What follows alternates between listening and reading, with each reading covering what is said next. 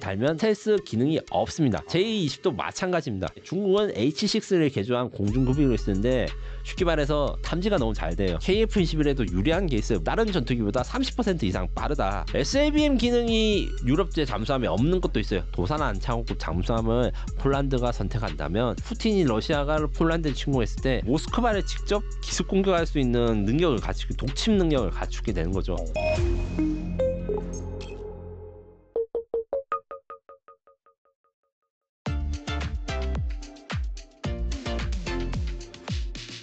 그리고 최근 외신 보도에 따르면은 중국의 5세대 전투기인 J-20이 이 대한해협 봉수로를 비행했지만은 한국과 일본이 이를 제대로 포착하지 못한 것으로 알려져서 논란이 일었습니다.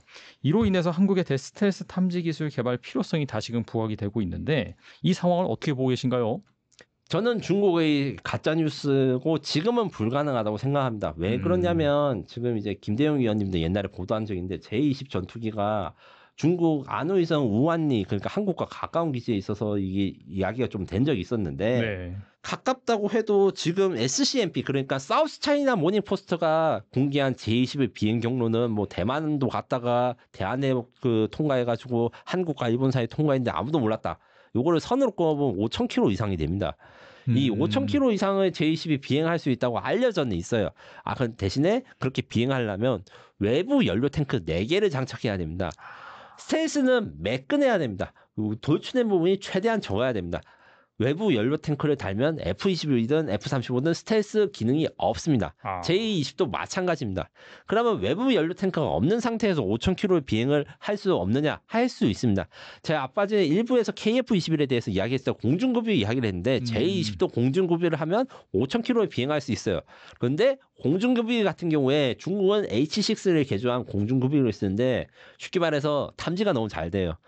우리나라 조기 경보기로 400km 밖에서 탐지가 되는 엄청 큰 비행기입니다. J-20은 탐지를 못할 수 있지만 J-20에다가 공중급유를 해주는 그 비행기는 충분히 탐지할 수 있기 때문에 이건 사실과 다르다고 저는 생각을 하고요. 다만 이게 영원히 그래서 불가능할 것인가 그것은 아닙니다. 지금 제가 이제 올해 봄에 한번 또 그 컨텐츠를 한 적이 있는데 중국이 6세대 전투기를 만드는 게 있습니다. J-36과 J-50 요 두 개 다 특징이 뭐냐 5세대 전투기 대비 훨씬 긴 항속거리를 가지고 있다. 정확한 내용에 대해서 중국 발표를 기다려야 되지만 미국의 전문가들은 J-36 전투기가 이제 중국 본토에서 이륙하면 괌까지 갈 수 있는 사실상 폭격기 수준의 기능을 가지고 있다. 크기도 사실 커요. KF-21 대비 거의 한 2배 정도 덩치라 생각하시면 됩니다.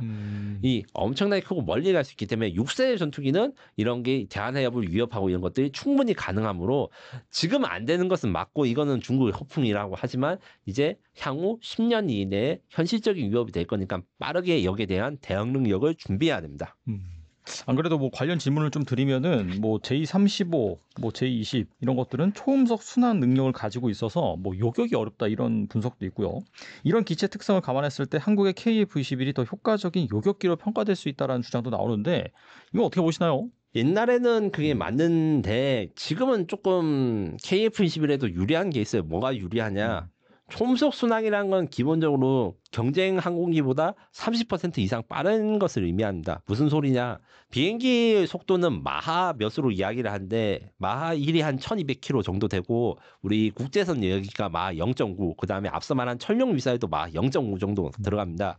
그래서 일반적으로 전투기는 마하 0.9로 비행한다 생각하면 되는데 이 초음속 순항은 마하 1.2에서 마하 1.5 정도로 비행을 하는 것이라 그 다른 전투기보다 30% 이상 빠르다. 순항 속도가. 다른 비행기는 마하 1.8을 낼 수 있지만 몇 분밖에 내지 못하고 실제로는 거의 내지 않습니다. 왜냐하면 연료 소모율이 너무 높아가지고 그래서 적진에 빨리 도착하고 빨리 탈출할 수 있습니다. 그래서 적진을 침투할 때 이 초음속 순항 능력이 좋아서 F-22가 F-35보다 좋은 이유가 이 초음속 순항이 가능하다. 이런 이야기를 많이 했는데 단점이 있습니다. 속도가 빨라지면 뭐냐? 열도 많아진다.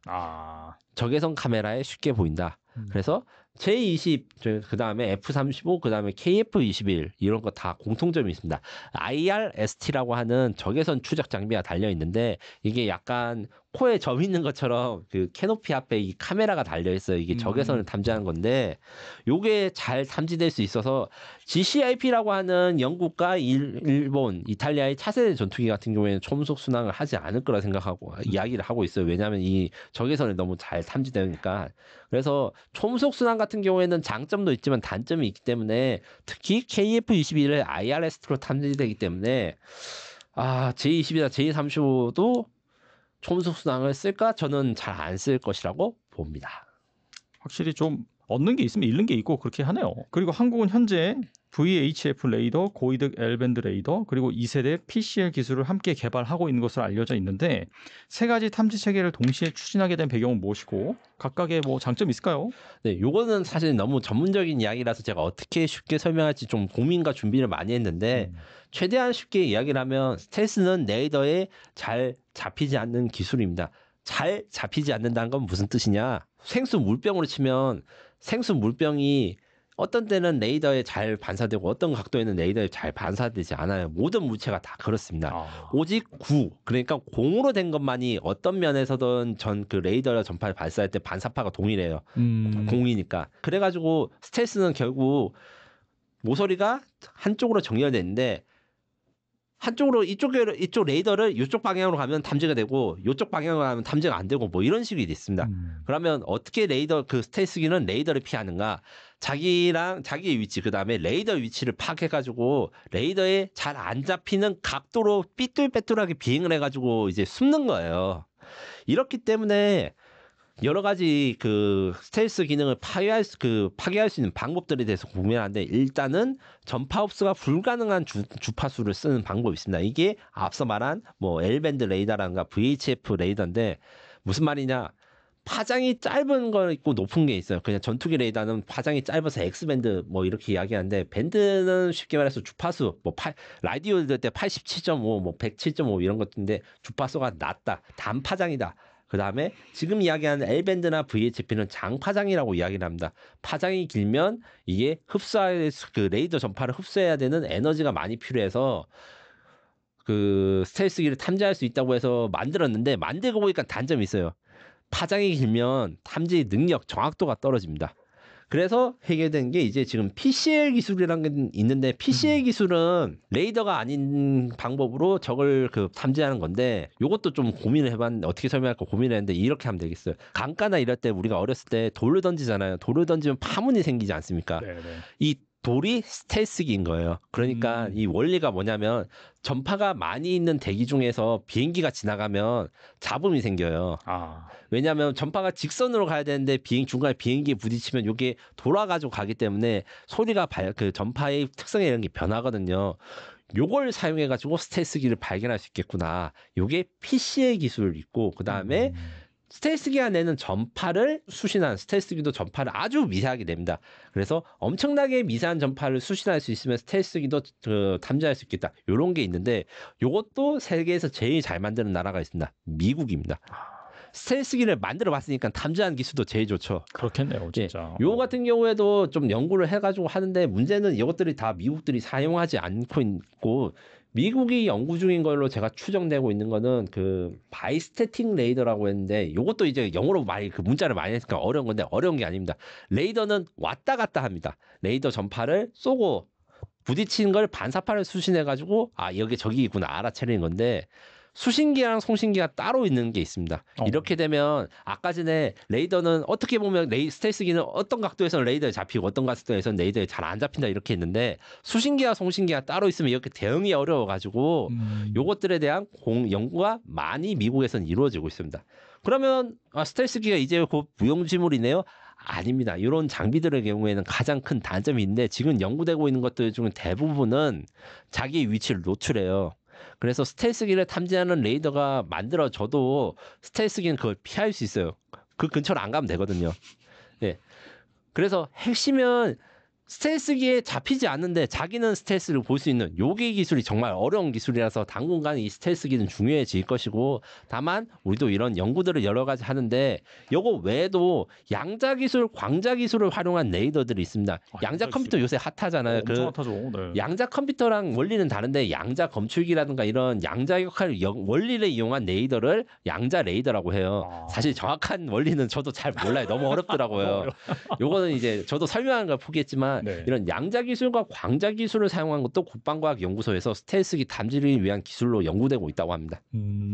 야, 이런 것들이 정말 구현이 된다면은 이 방산업계 어떻게 본다면 구체적으로 말씀드리면 이 스텔스기 산업에 뭔가 엄청난 파장을 일으킬 수도 있겠네요, 진짜. 네, 와. 그렇습니다. 근데 저는 어떻게 생각하냐면 결국에는 스텔스기 탐지하는 건 어떻게든 만들 수 있지만 내가 탐지하고 있는 거를 안 들켜야지 스텔스기가 도망을 못 가고 탐지되고 격추되거든요. 모기를 잡을 때 서로 볼 수 있다. 예, 모기채 드는 걸 모기가 알면 도망가서 우리가 못 잡습니다. 그거랑 똑같은 원리예요.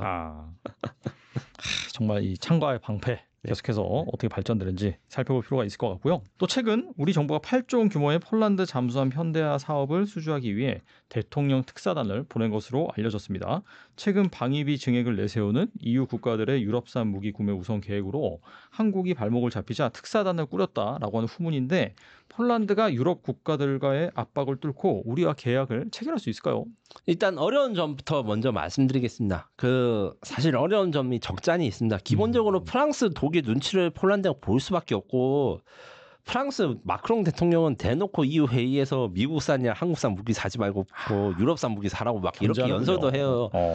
프랑스 입장에서 속이 탑니다. 자신들의 방위 사업들은 그래도 독일보다는 나은데 자꾸 이제 프랑스산 무기를 유럽 애들이 안 산단 말이지. 여기에 대해서 걱정을 실제로 해요. 다만 프랑스가 요구를 해서 무조건 유럽 국가들이 사는 건 아니지만 실제로 성사된 사례들이 있습니다.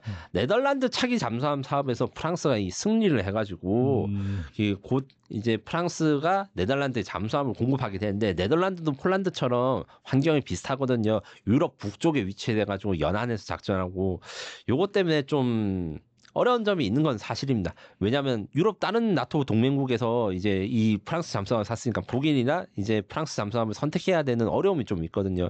이게 유럽 표준이 아닌가 이렇게 하면서 대신에 우리가 포기를 한 게 너무 이릅니다. 프랑스 잠수함, 독일 잠수함은 지금 경쟁하고 있는 거는 뭐 바라쿠다, 재래식, 212 CD급 잠수함 이런 게 있는데 스펙은 우리보다 좋아요. 대신에 아직 페이퍼 워크입니다. 쉽게 말해가지고 스펙이 좋은 이유는 우리보다 늦게 나와가지고 신기술이 더 좋은 거예요. 그래서 건조 실적이 없고 이 실전배가 나오기 전까지 이제 초도함이 잠수함 같은 경우는 엄청 복잡하기 때문에 처음 나온 배가 고장이라든가 오류 아니면 뭐 쉽게 말해서 구멍이 뚫릴지 아무도 모르는 거예요. 이런 리스크가 있기 때문에 우리 대한민국 잠수함, 그러니까 도산 안창호급 잠수함을 폴란드가 선택한다면 안정성이 있습니다. 처음 구매했을 때 우리가 이미 오래 운영을 해봐서 운영의 리스크가 적어요. 거기다가 우리가 납기도 빠르죠. 6년 내 공급이 가능합니다.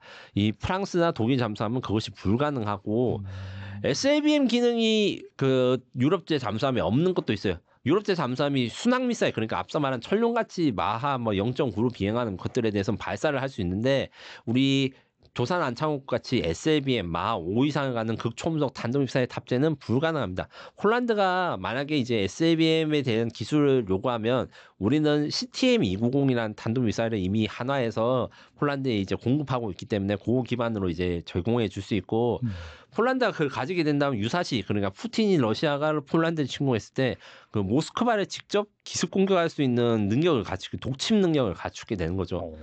그리고 천만다행인 게 이게 이번에 폴란드 잠수함 사업이 G2G 국가 간 거래로 합니다. 국가 간 거래라는 게 아까 전에 말한 대통령 특사단 보낸 거랑 연관이 되는데, 하나오션이나 HD 현대중공업이 이제 따로 폴란드 정부랑 계약하는 게 아니라 대한민국 정부와 폴란드 정부가 계약을 합니다. 이게 무슨 말이냐? 우리가 측면에서 잠수함 외에도 지원을 많이 해줄 수 있다.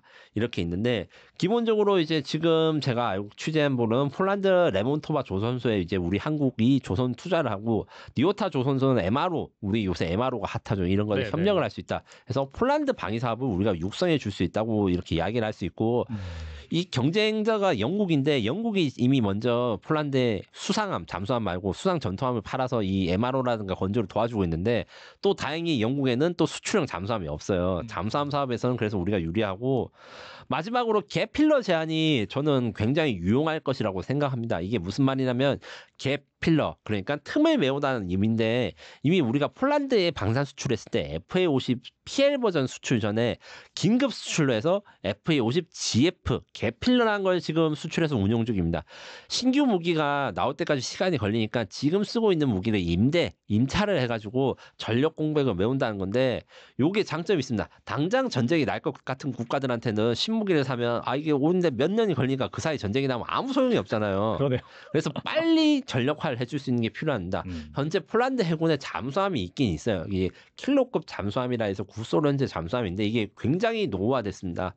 그래서 우리는 장보고 1 그러니까 지금 우리가 최초로 구매한 이 209급 잠수함을 성능 개량에 성공을 했거든요. 그래서 잠항 시간이 엄청 길지는 않은데 이 소나 그다음 무장은 굉장히 좀 개선을 했습니다. 요것을 우리가 폴란드 해군에 임대를 해서 우리 장보고 3가 완성해서 인도되기 전까지 폴란드 해군이 임시로 그 잠수함 그 승조원도 유지시키고 그다음에 안전하게 운항을 하고 왜냐하면 아까 제가 구소련제 잠수함 너무 썩었다 했잖아요. 잠수함이 배는 썩으면 그냥 살기 불편한데 잠수함이 썩으면 그 터질 수도 있어요. 오, 위험하겠네요. 위험하죠. 이제 네. 잠수함이니까. 그래서 그거에 대한 안전도 생각하면 요 제안을 해줄 수 있는 국가는 대한민국밖에 없어요. 그래서 저는 상당히 폴란드에 대해서 좀 기대를 걸어볼 만하다. 물론 이제 작년에 좀 힘들었고 캐나다랑 사우디 잠수함도 독일과 프랑스의 공격이 장난이 아닙니다. 얘들이 실용화가 안 돼 있으니까 약속들을 더 많이 공수표를 내비치는 경향이 있어요.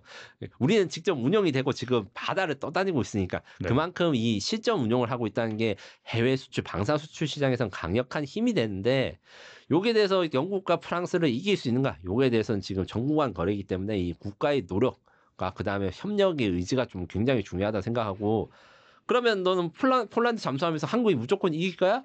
너 돈을 걸 수 있어? 돈을 뭐 전 재산은 걸 수는 없지만 진짜 솔직하게 말씀드리면 저는 굉장히 노력을 하면 될 수 있다. 그래서 응원을 할 수 있다. 이 정도로 말씀드릴 수 있는 상황입니다. 폴란드가 우리나라에 대해서 좋은 감정을 가지고 있어가지고 이번에 뭐 국군의 날 행사에서도 뭐 언급이 되기도 하고 좀 뭐 그렇게 비관적이라고 볼 수는 없겠네요. 다만 이제 폴란드도 이제 어떤 게 있냐면 아직까지는 독일이나 프랑스 같은 유럽산 무기 선호 경향이 있어요. 폴란드 대통령 그러니까 총리님이가 연설하신 거 저도 지금 기억이 정확하게 안 나는데 K2 전차 사겠다고 연설한 게 딴 이유가 있습니다. 그 왜 그러냐면 계속 더 좋은 독일제 전차 사면 안 되냐 이렇게 말하는 사람이 폴란드에 있어요. 아 그래서. 예.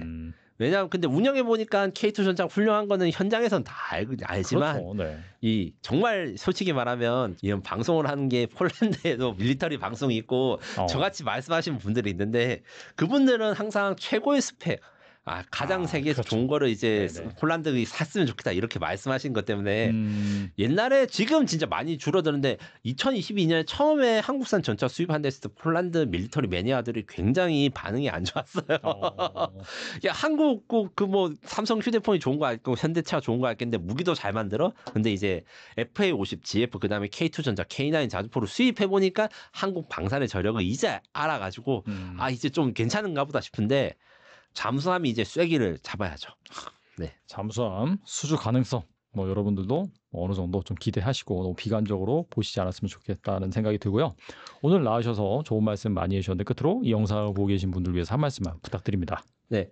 저는 사실 기본적으로 이제 스스로를 국뽕 유튜버라고 생각을 하고 있어요. 왜냐하면 저는 대한민국이 자랑스럽고 그다음에 K 방산에 자랑스러워서 제가 책도 내지 않았습니까? 맞아요.